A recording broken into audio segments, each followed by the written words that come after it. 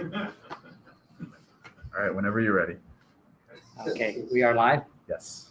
Okay, it's a pleasure for us to have at the RUG meeting today Dr. Rod Summey, who is an expert on geospatial data and remote sensing. We want to thank CSTEM for allowing us to have our meetings in this room, and special thanks to Guillermo Garza, who makes the miracle happen when we're recording things. Turn the time over to you, Dr. Summey. Great to have you here. Thanks, Dr. Watkins, and I appreciate the Okay, we are live. invitation to speak Yeah, today. it's a pleasure for us to have the RUG meeting today. Dr. Rod Summey, who's an expert on geospatial data and remote sensing. We want to thank Okay. I think I'll be able to go back and edit that out. We go ahead. Sure. All right. Now we're ready. Okay, well, thanks, Dr. Watkins. I appreciate the invitation to speak to the group today. And what I'd like to talk on is geospatial data, remote sensing, and R. And what geospatial data is information that describes both the locations and characteristics of geospatial features. And geospatial features are features that have both location and characteristics. So you're tying something with characteristics to locational positions on the Earth. Here's some examples: maps, both paper and digitized, census data. U.S. Census Bureau updates the census data every 10 years. Aerial photographs, both panchromatic, which are black and white, conventional color, and one type called color infrared. Satellite imagery, there's low, medium, and high resolution satellites now. Elevation data for modeling hydrological processes and things like this. And they're obtained by a variety of technologies, including stereo photos, stereoscopic viewing, synthetic aperture radar, and a technology called LiDAR that I'll get into here in a little while. And then thermal infrared data or heat measurements. I don't know if any of you saw on the news this morning with a scare of hemorrhagic fevers coming into the United States. One of the technologies that they're looking at very closely right now is thermal infrared cameras. And by pointing or having a camera mounted, you can measure the temperature of someone at a distance. First of all, we're looking at their color. The hotter they are, the lighter they are. And then, but also with a little cursor type thing, you can actually measure the temperature. So that would be a pretty efficient way of screening people instead of having to put a little thing in their ear and measure the temperature. So anyway, and there's many other types. Let me go through some of these. And remote sensing technology. What remote sensing technology is various methods for measuring or documenting features on the Earth's surface with from a vertical perspective from certain type of platforms like satellites, aircraft, balloons, drones, and using reflected or emitted radiation. And it's been used for a long time.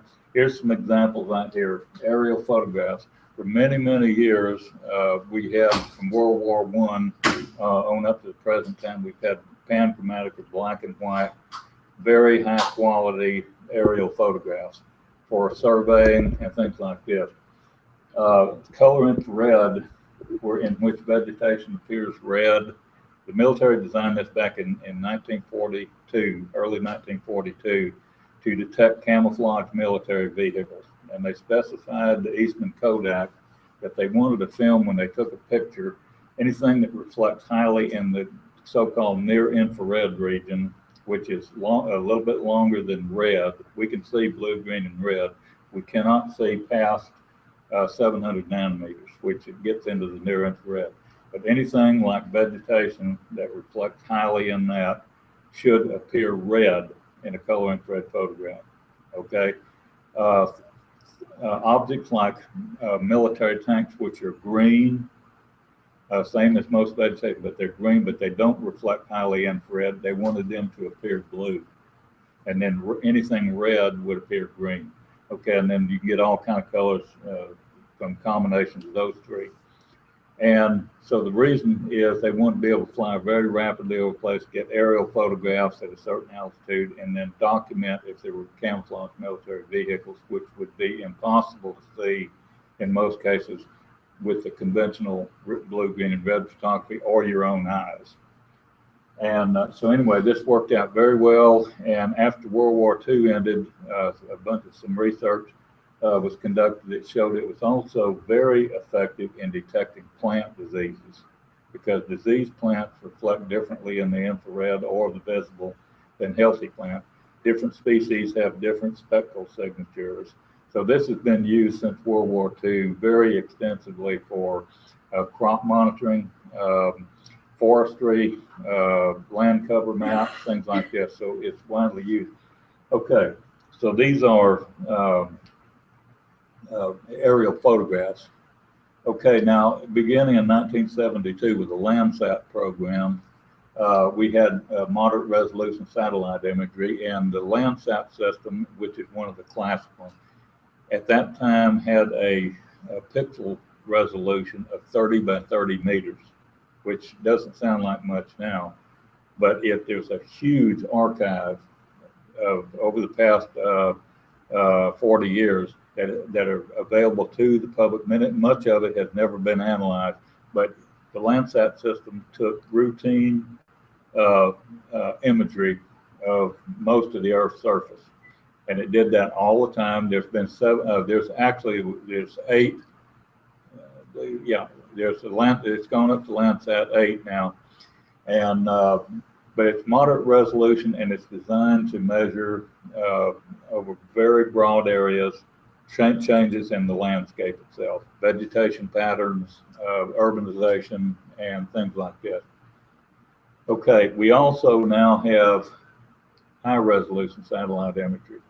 The Landsat program was the first civilian, or not civilian, it was actually NASA and USGS, but it was the first satellite system in this country designed for civilian uses to monitor the Earth's surface for non-military purposes. And at that time, the very uneasy about having commercial satellites up for security reasons. But in the 1990s, there was some changes in the law that allowed companies to go commercial, and now we have high resolution satellite imagery. Some of it is in the meter range. In other words, 1 pixel is 1 square meter. Some of it is now in the half meter range. Now, there's a law supposedly in the U.S. that the military will not allow satellite imagery with imagery less than half a meter to be released to commercial firms. But commercial firms now have satellites in the sub-meter range, and so there's not too many ways that can stop that. And plus, other countries now have them. This is very high resolution. My garden was planted. Pardon? From the satellite image of my house, you can tell which half of my garden was planted. Yeah. Oh, yeah. Yeah.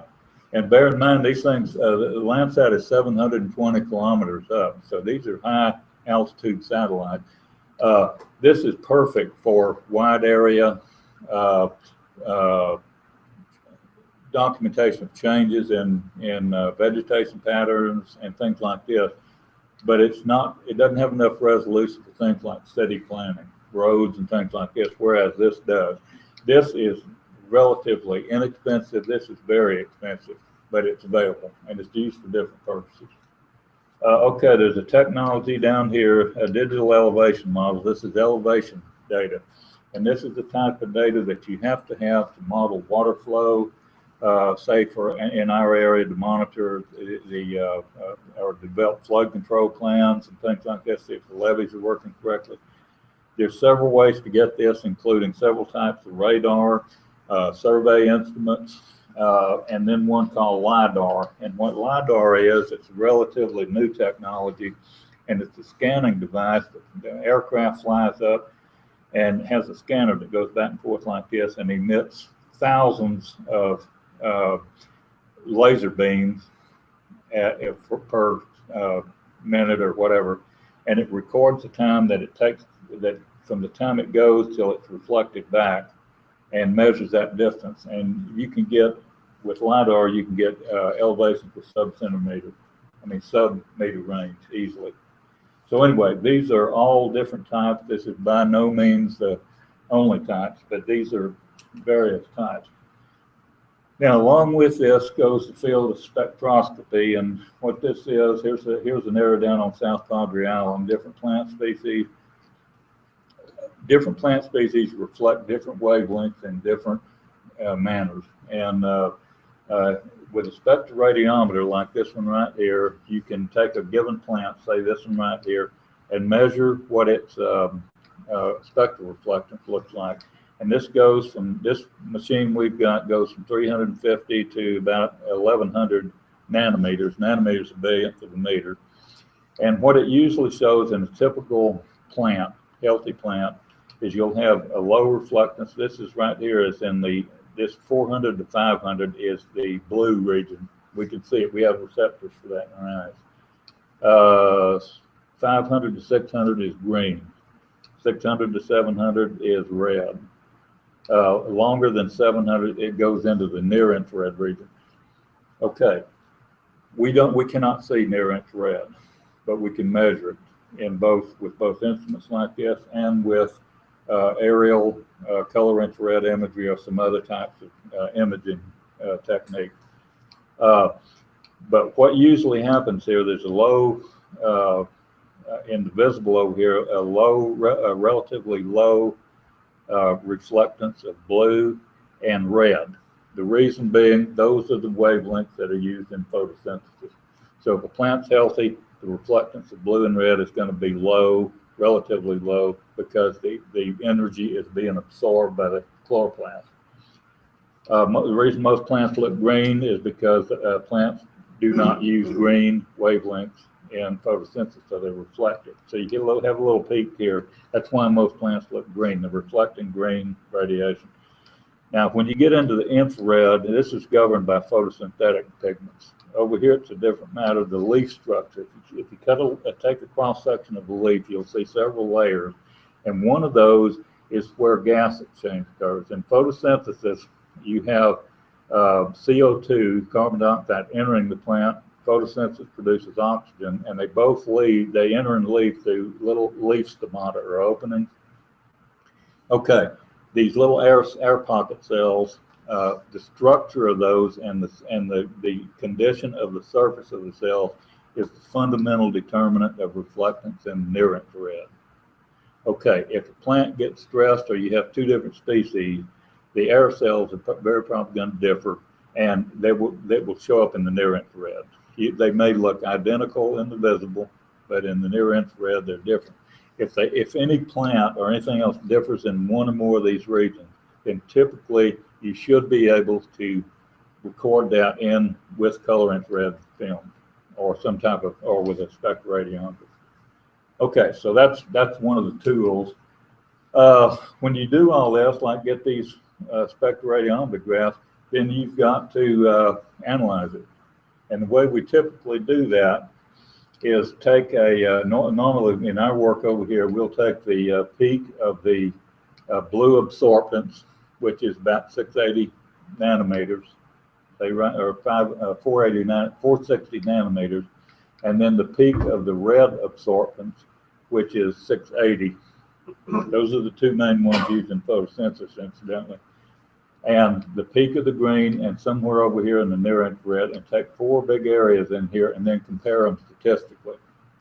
So we have to go through, say if there's 10 replications of each one of these right here, each one of these plants or whatever it was, we take 5 or 10 replications, and we have to go through on the machine and get the percent reflectance values for each one of the replications there, or observations, and then average them and compare them statistically. Okay, so here's an example of that right here for these plants up here. Here's the blue, red, green, and near infrared. And here's different plant species down here. And you can see you put confidence limits on them and all like that, and run a stat test. And in this case, most of these, let's see, well, all of these ended up being different.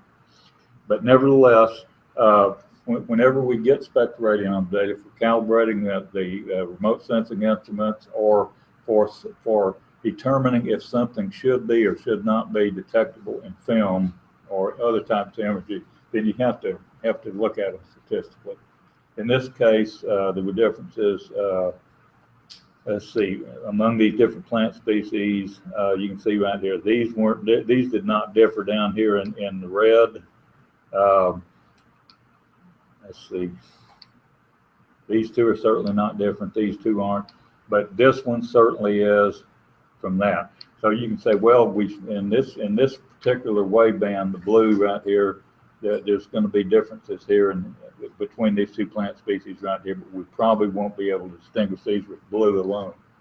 If you put them all together, then if one of them differs substantially, then you should be able to distinguish them. All right, and there's proprietary statistical analysis software, SAS. The one I've used for years has been Systat, but when they upgraded our machines recently, I got a package when I first came down here. When we got upgraded to Windows 7, my Systat disappeared, and I don't have the original thing. So now I'm going to have to grub around for software, which brings us to public domain software. And I am not an expert at all in R, but I'm going to become one for that reason. If you buy a package like this, the school has a site license, I believe, for this. But if you get a Systat, if you order the full package, they can get fairly expensive. Okay, now there's also various types of software for image processing. Now let me show you something here that this is a spectroradiometer. These are spectral curves for, let's see, it's fall spider mite damage on citrus. These are 3 little citrus plants, and we replicated this.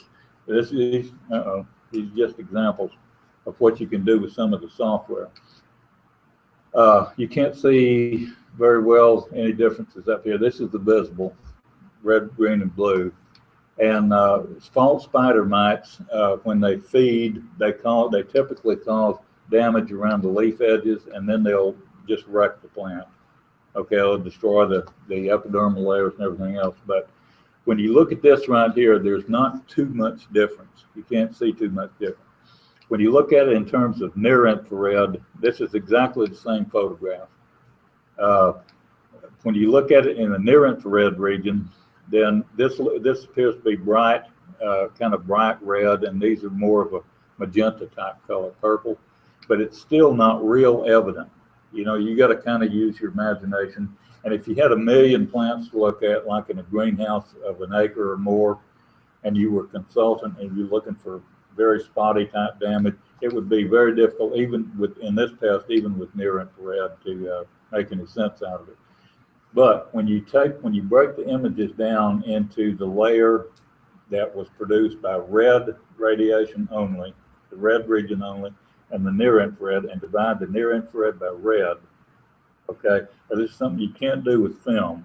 If you digitize it, you can, but when a image is recorded in numbers, then you can divide, add, multiply, take square roots, powers, and everything. You do all kind of mathematical manipulations with it.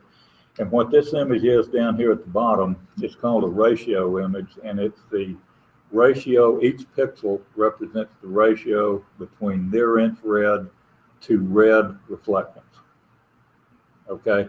And this has been used for many, many years as a way to detect plant stress. If you look down here at the bottom, it's a little bit hard to see. The healthiest plants are the green ones. The healthiest plant tissues are colored green and yellow here.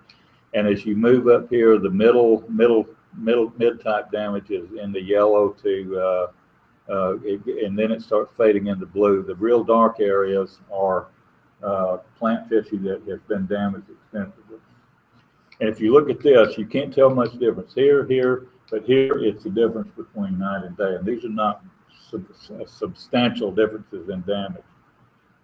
These near infrared to red ratio images are used routinely in a NOAA National Oceanic and Atmospheric Administration satellite called AVHRR that goes around the Earth, and it's been doing this for years, and monitors plant growth worldwide. I mean, so you can see spring appearing when everything starts getting nice and green in different parts of the world. You can see where droughts are occurring and everything else, and also crop conditions in worldwide. So that's been used for many, many years, but it's very simple to do in a little machine in the lab. Okay, so anyway, and you'll notice right here, the differences between these occur in the near infrared region. The visible region, they're almost identical. So you cannot look at these plants and see any difference or detect any evidence of real plant stress. But if you look at a ratio image, it's very, very visible. The ones right here are and these two right here don't differ too much. And you can see they've got typical low, high, low, and then a plateau off here in the near infrared. And they're about the same. They don't differ statistically. But the ones with the moderate damage or heavy damage, the decrease in near infrared reflectance is why you see these differences here. But we cannot see it with our eyes. We measure it with digital color infrared imagery or spectroradiometers, but you can't see it. Okay?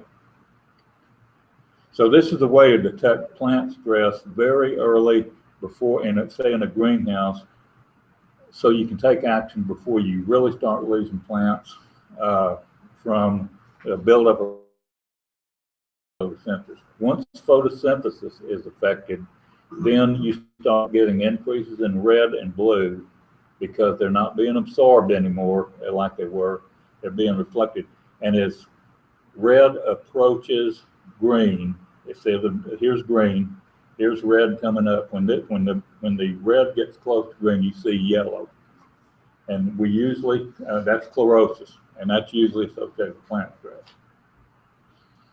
But by the time plants start turning yellow, if you're a commercial greenhouse grower, you've got major problems. Okay? So this would be a nice way to, okay, now here's another tool in remote sensing that most people are familiar with. If they're not, they may not be as familiar with it as they should be, but okay, it was built by the U.S. Department of Defense. It is by far the most accurate radio navigation system ever developed. It's available worldwide, and you can go down to, here's 3 different types of receivers. The distance to each one of these satellites, if you knew where that satellite was in that corner, this one, this one, this one, and you were standing here and you put a string from there to here, there to here, there to here, and measured those distances, you'd know where you were. Okay, there's some ways to compensate for atmospheric things, but anyway, this is measured by timing radio signals from each satellite, calculating how long it took to get there times the speed of light, and then measuring those distances, and that'll put you in an area of the Earth's surface. There's a lot more to it than that, but basically that's how it's worked. You can go down to, this is a Magellan, this is my own right here, for $100 or so, and buy a GPS handheld receiver that operates on a single frequency.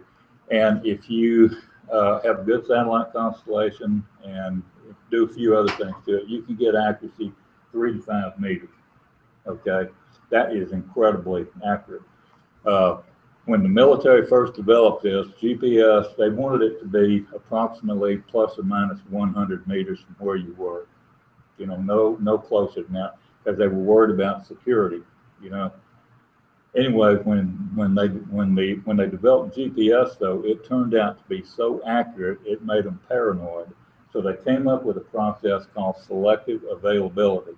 And what that means is they deliberately sent signals up to degrade the signal of GPS so it would not be that accurate. So they got it down to plus or minus 100 meters, 95% of the time. But then an airliner was shot down over Asia because it strayed off course. And after that, it was using GPS, strayed off course, got shot down. So they eliminated selective availability. They can still do it, but it wouldn't be productive because there's now 2 other systems from other countries that are in operation right now, and they're as accurate as GPS. Some of you realize that we are on one. Huh? You realize we are on one when you talk Yeah. about. Oh, yeah. So you're right. Yeah. So better watch my tongue here. But anyway, the Russians have one, GLONASS. Let's see, the Europeans have another one. The European Space Agency has another system, Galileo. But anyway, they all operate pretty much the same. Pardon? China's going to have one. Yeah. Oh, yeah. And a lot of countries will have them. Okay, these receivers out here are about 3 to 5 meters accurate. Now here's a mapping grade receiver that's in the sub-meter range. And then here is a dual frequency survey grade receiver that has sub-centimeter accuracy. So with something like this, you can measure horizontal measurements, latitude, longitude, or whatever, with an accuracy of about 5 millimeters plus or minus 1 micrometer. And in the vertical, like elevations, these are horrible for elevations because of single frequency, but the dual frequency can get elevations in the centimeter range. Plus Okay. you can sync the clock on the device. Yeah. Well, the satellites have atomic clock, and they don't lose more than about 5 or 6 seconds, I think, in an average human lifetime. So that, but they also cost a couple of $100,000 a piece. There's 2 in each satellite.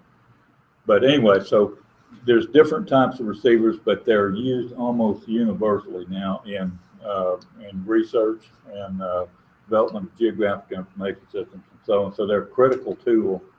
Now, what geographic information systems are, the best definition, they're systems that are designed to collect, store, analyze, query, and display geospatial data.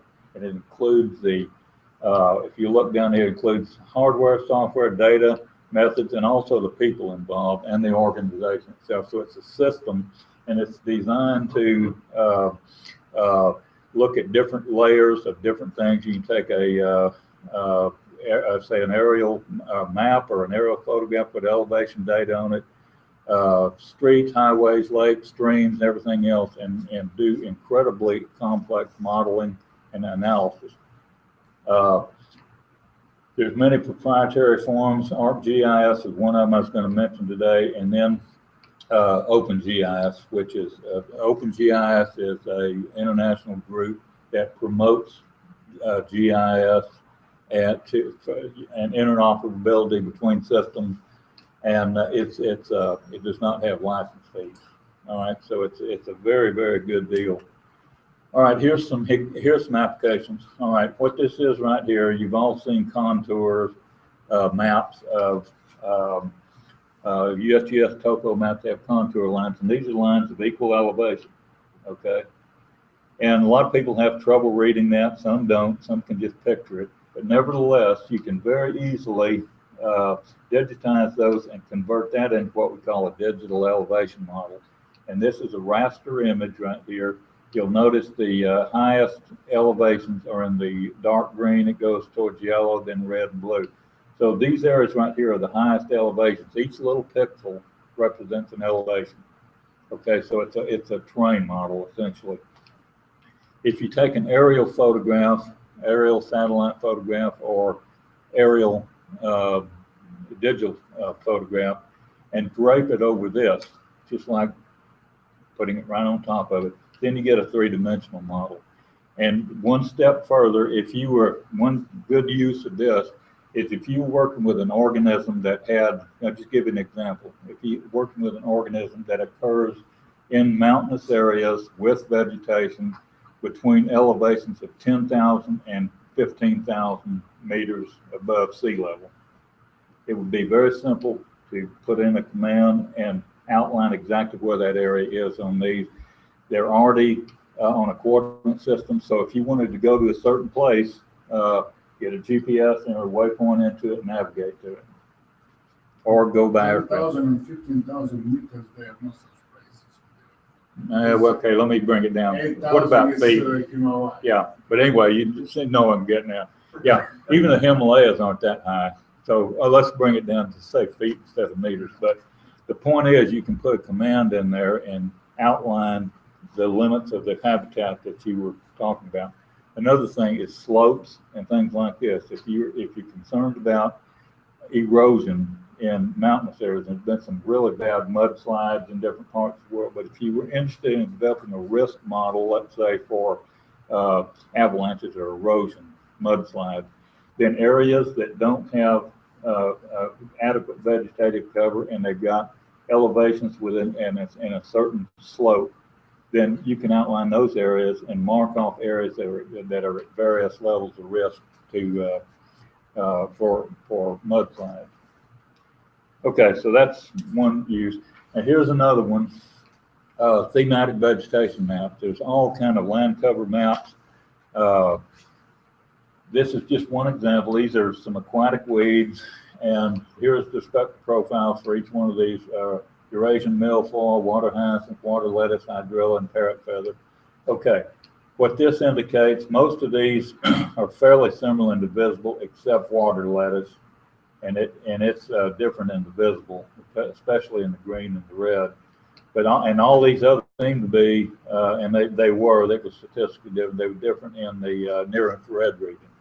Okay, now by taking this is a conventional color photograph that has 3 different layers in it: green, red, near infrared, just with a typical digital camera. Break those apart and take a pixel sample from each one of these, like this. Digitize a little pixel sample. Even though they look similar, they're all the same color, green. And do what's called a supervised image classification, which means you get for each pixel, you get a little spectral profile in the blue, green, and red of each one of these, and it'll put them into classes that you identify. You get samples of what this looks like, this looks like, this looks like, this looks like, and this looks like. And if you'll notice down here, when you do that, you get each one of these is very distinct from the other, especially this one and this one and this one right here. This is red, purple, and green. Green, green, green, red, purple, and green. So, and this is done at two different times, and they both turned out the same way. So what that means is by these differences that showed up here, you should be able to detect these with color infrared film. Okay, so that's a nice little lab study. It also works in the field. Let me show you one example.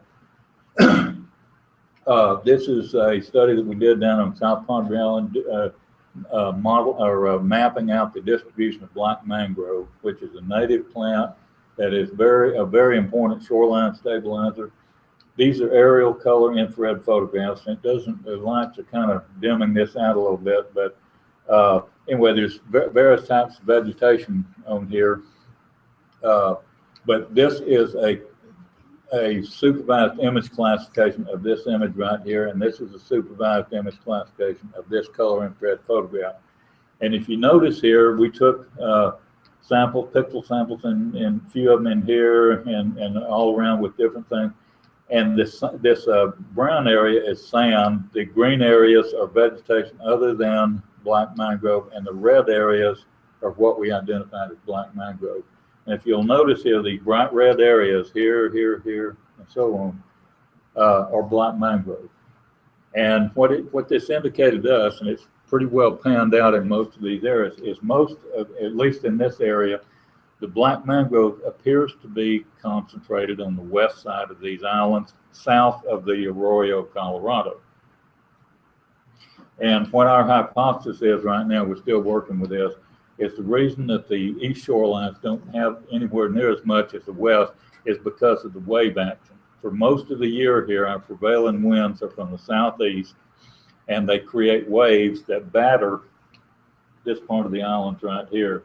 And I think what happens is the currents take them around on this side, and the water is a lot more calm in these areas right here. But anyway, so this is a practical application of that. And here's no,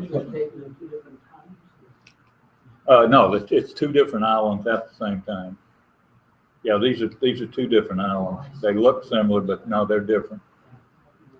And both of them have the same patterns, though. The mangroves seem to be pretty well aggregated on the west side of the islands rather than the east side. Okay, now.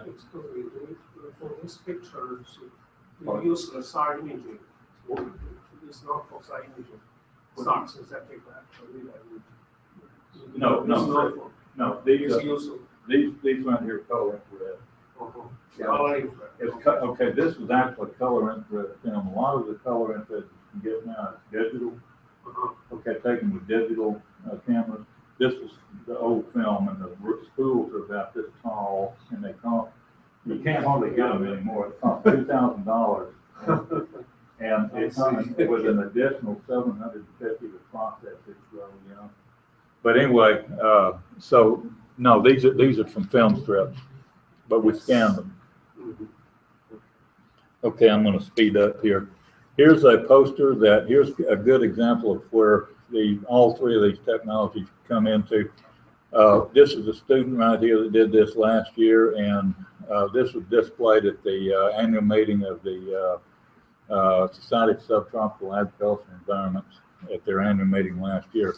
And what it is, the use of GPS and OpenGIS technology, OpenGIS technology for management of natural preserves and urban environment.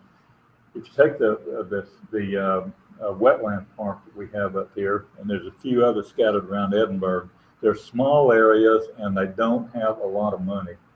Okay, but you still need some kind of tool to manage land if you're going to do it. All right, so we looked at at ArcGIS, which is probably the cutting edge proprietary software, and QGIS, which is an open GIS. It doesn't have a license fee. Both of them allow you to put the data on a coordinate system, georeferencing. You can geometrically correct them. They'll take raster data sets, vector, LiDAR. QGIS doesn't have a LiDAR module, which is no problem because you can still get the digital elevation models. Multi-band photography, both of them. GIS server, yes. And down here, license requirement. This GIS has a license requirement, and to get a really minimal thing is about $3,500 if you were a commercial company. Okay, if you're a student or something, you can get things cheaper, but they time out, you know. All right, and there's no license fee here. And but down here at the bottom, what it says, if you get the whole package for image analysis, GIS, server features, and all, a license typically costs up to $7,000. So a small operation like the Valley Nature Center in Weslaco, or the Edinburgh Wetlands Park, or World Birding Center, are not going to be able, probably under most conditions, to afford that, and then to have people to run them. So that's an ideal way to manage land on. And if you wanted to connect the different parks here in Edinburgh with little routes, say that birds and butterflies could fly without getting killed, a GIS would be the optimal way to do that. But anyway, so that's something to think about. Here's some archives. There are huge archives available. I just listed the ones here that are concerned with Texas resources. Texas Natural Resource Information System in Austin, TNRIS. You can go on any of the search engines in TNRIS, you'll get right to it. You can download just about anything that they have. They have high resolution color infrared photographs, very recent ones. They have LiDAR data. They have all kind of other stuff, and then plus GIS maps and census information, all that kind of stuff. So if you know where to get this, this is concerned primarily with Texas. Now the USGS has Earth Explorer and some other websites that you can go through and get data for the entire country or world.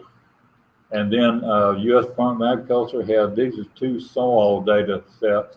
If you wanted to outline soil, say, all right, on Pan Am here, what portion of this is under this type of soil, this type, or this type, and you know, as a layer, then it's available right there. U.S. Census Bureau, if you want to do any demographic work, look at say housing trends or median incomes or anything else, it's right there in the Census Bureau data, and you can use that in GIS very effectively. There is a geospatial one-stop, which is run by the Federal Office for Management and Budget, and it's a clearinghouse for GIS data. So you can go in there and shop around and all that kind of stuff. Then there's many private companies. The one that developed ArcGIS is the Environmental Sciences Research Institute. There's many others, and they have all kind of imagery and GIS data. And then there's the OpenGIS Consortium, which has been for many years promoting GIS. So they have all kind of stuff that you might be interested in. Finally, here's about the last slide here, a powerful combo. If you take archive data, which you can get, which formerly, the stuff that we looked at today, if you tried to buy that 10 or 15 years ago, it would cost you, it would break the budget of the university here probably. It was very expensive. Now, if you know where to get it, you can usually get very recent data for essentially nothing. Especially if you download it. If you want a disk with the stuff on it, they'll charge you what it costs to copy onto a disk and send it to you, but it's very easy to download all this stuff. QGIS and R, now again, I don't profess to be an expert on R, but I'm going to, because here's the common denominator of all three of these. They're public domain and the cost is minimal. They're also very effective. And you need all of these or equivalents if you're going to work with remote sensing and GIS operation. The cost of these and availability and effectiveness that allows small operations to have access to very powerful geospatial technologies. And that were formerly only available to large companies. And then I'm going to use these in teaching my courses from here on out because when you use proprietary software, and I've got nothing against it, but the problem is students are tied to a lab. There's a certain lab section, and they have to sit there and try to learn week by week during that time only. And you can't take the software home. It's too expensive to buy. And so if you had a OpenGIS program and a statistical program that didn't break your budget, you could load them on your computer and learn probably twice as effectively as you could by coming to class all the time and sitting there for 3 hours and then going home. So I think that's probably the real value, and that's why I'm going to use these in my courses from here on out. Let's see, question? Appreciate the opportunity. If anybody needs one of these little handouts, yeah, so. You see that it says natural resource information system. So do you have the data publicly available, which is great to download, right? Yeah, what you do, if anybody is interested in seeing that, give me a call or somebody office. If you go to TNRIS, there's a thing that says, little button that says get data. Okay, so you go on that, and the way they have their set up is you select, all of this is stored by county. Okay, so if you want all the geospatial data that they have on file for Hidalgo County, then you would just scroll down to Hidalgo County and it will list it all. And then you select which ones you want, download them, and they come in, they come compressed, and you have to unzip them, you know, put in those things, but then you can import them directly into a program like ArcGIS or QGIS, and it doesn't cost anything if you download them. Now, I think one restriction I've got is very recent. There's one in particular, color infrared, that's called NAIP. It's the National Agricultural Imagery Program.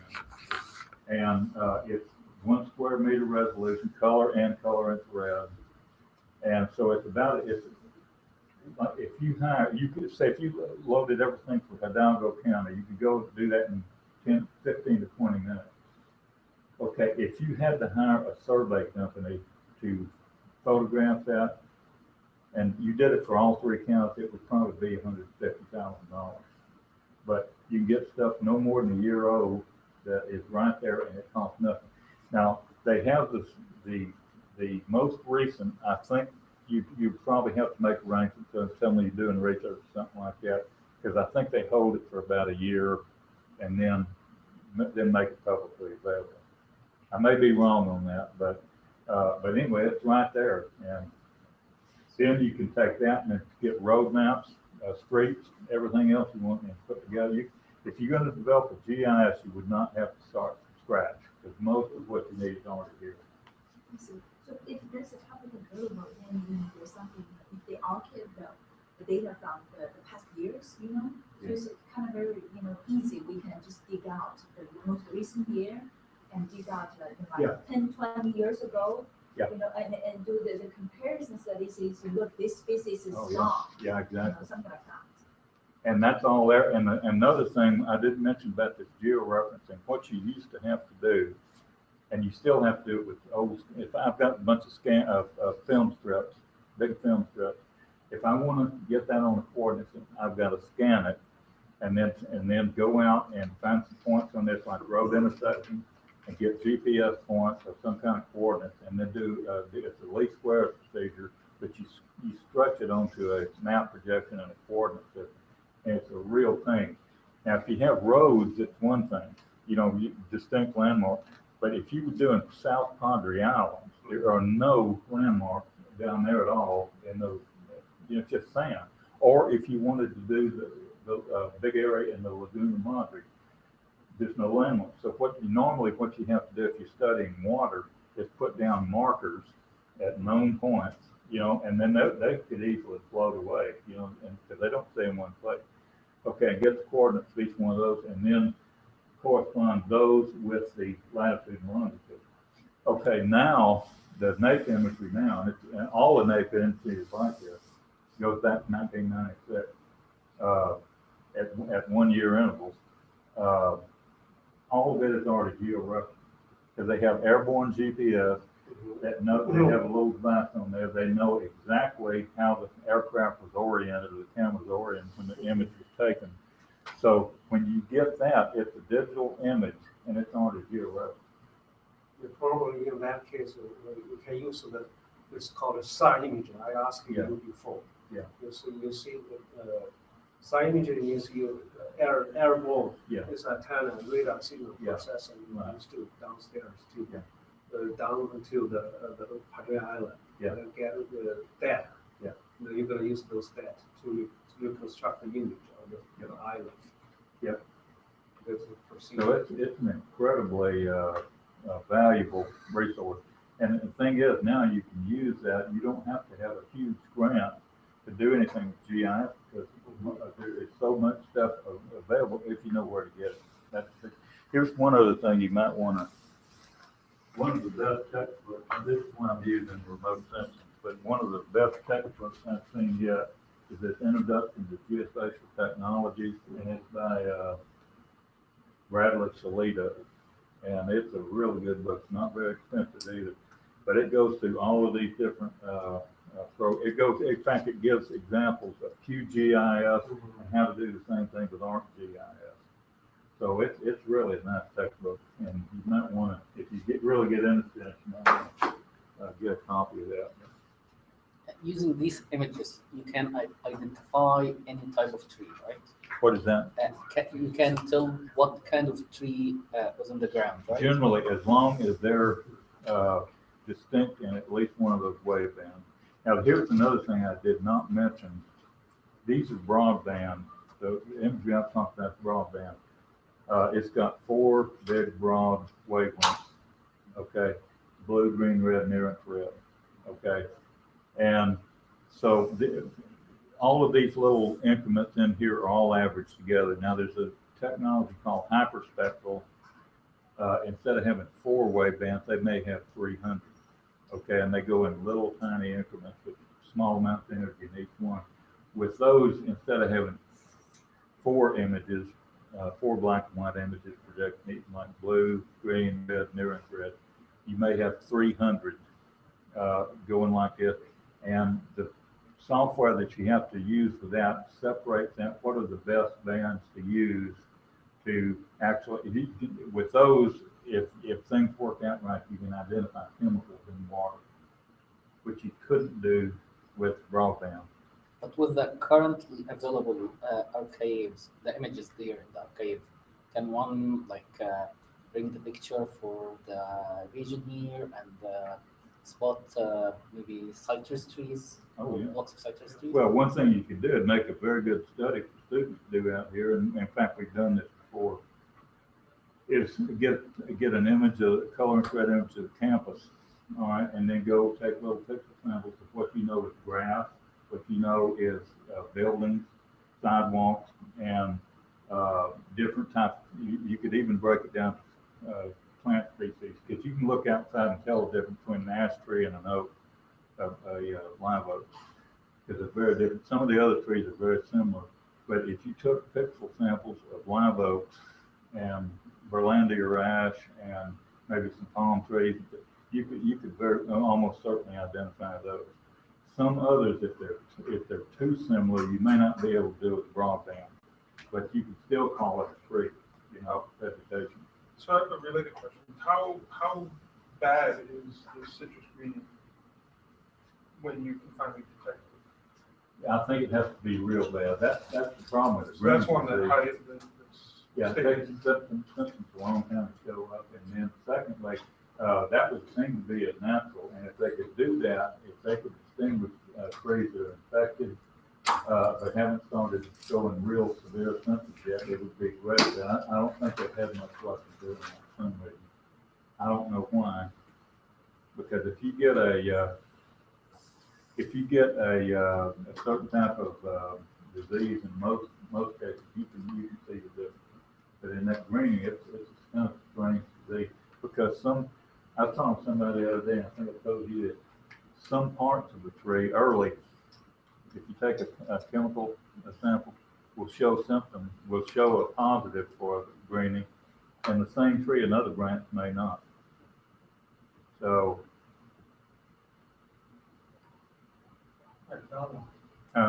yeah. Can you, with the fruit trees, like the citrus tree, can you tell how much fruit is on it?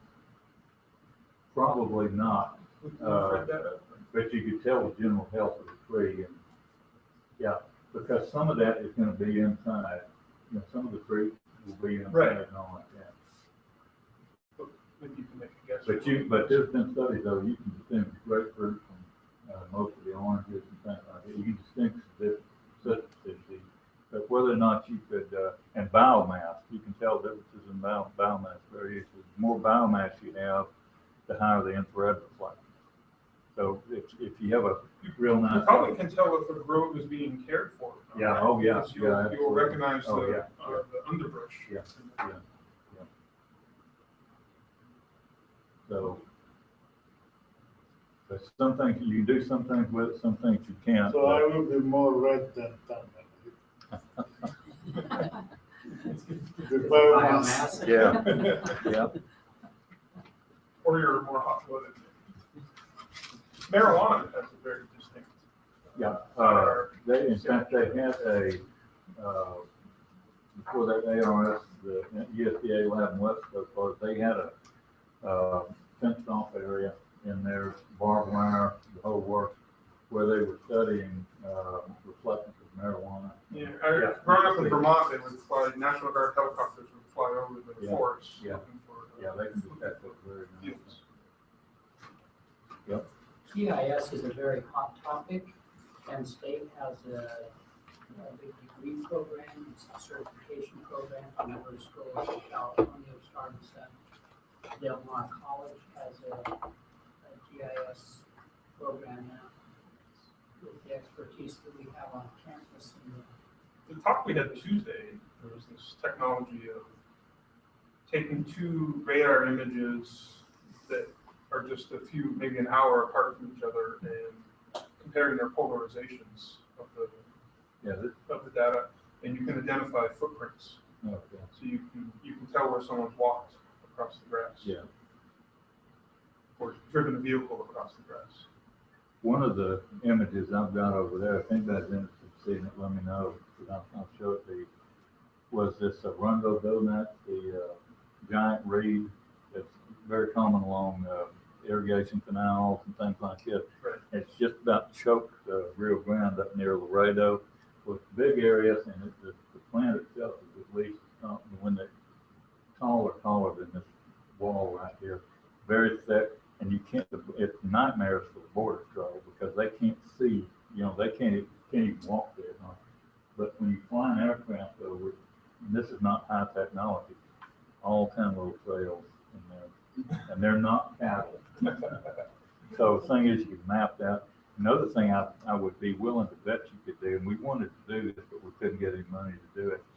If you get areas, let's say along the coast, that are being disturbed by foot traffic, that should show that you should be able to detect that very nicely from the if you walk across a damage to the vegetation. and some of the coast up there is you get north of Highway 100 where it ends. There's nothing up there till you get to the Mansfield Channel, and then when you get on the other side of that, it's the National Seashore. So there's not supposed to be any trails up there, and the thing, and I would hope that the Border Patrol is using technology like that, but if traffic is going across there, then you should be able to detect that very, very easily. And also that vegetation doesn't repair itself very quickly either. So anyway, there's a lot of uses for it. Yeah. So if you wanted to study that, you just need data.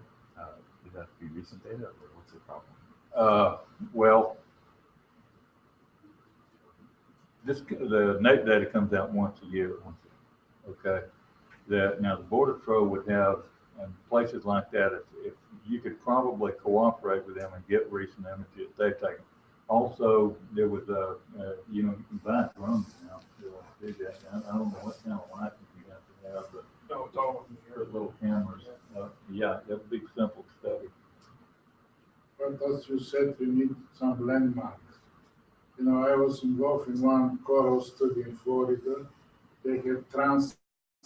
Okay. So make sure that every time they go to the same Yeah, place exactly.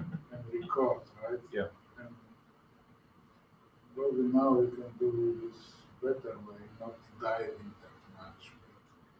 Well, like I said, include a GPS in your drone, so everyone knows where it's taking a picture at. Another problem was the kind of coral. If it's stony coral, that's fine. But if that waves, it's hard to measure the biomass Yeah, because yeah, it moving waves. back and forth, yeah. Becomes a statistical. But anyway, enjoyed the talk, and if you all want to learn any more about that, just feel free to come by. Or if you have any students that want to do I anything think our with it. group looking at citrus greening. Yeah. GIS is now extremely available and accessible, where it used to cost thousands of dollars. Beatrice was here earlier, installed it, and we can already. You can be up and running with this stuff in a day. There's still some important learning curves. That's what we have young students for. Statistically, there are special techniques. One of them is called kriging. Okay. Kriging is for special data. Yeah. When you compare, let's say, two spots, Yeah. you see how similar they are. Yeah. And there are special, temporary special, which are even more sophisticated. You include the time component, right? So, yeah, a lot of techniques that can be used in conjunction with GIS, I think, if somebody wants to go in this direction. But if we can help out in any way, just let us know. We'd be glad to work with Thank you, them. everybody. Thanks a million.